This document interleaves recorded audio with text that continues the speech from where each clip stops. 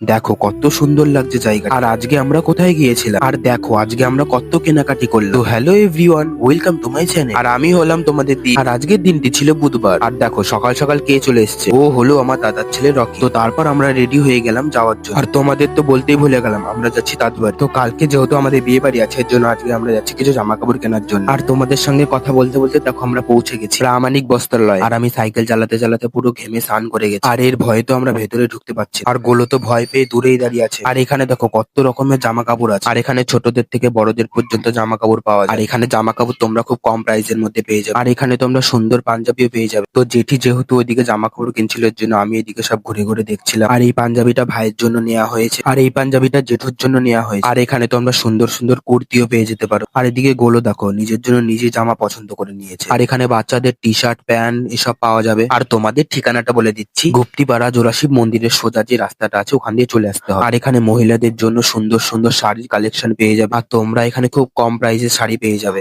আর এখানে ছোট ছোট বাচ্চা মেয়েদেরও জামা কাপড় পাওয়া যাবে। তো ফাইনালি আমাদের কেনাকাটি কমপ্লিট হয়ে গেছে। আর এখন আমরা চলে যাব বাড়ি। আর বাড়ি যাওয়ার সময় দেখো কত সুন্দর একটা জায়গা দেখতে পেলাম। আর রাস্তাটা দেখতে তো খুবই ভালো লাগছে। তো আজকের মতন এটুখানি, টাটা বন্ধুরা।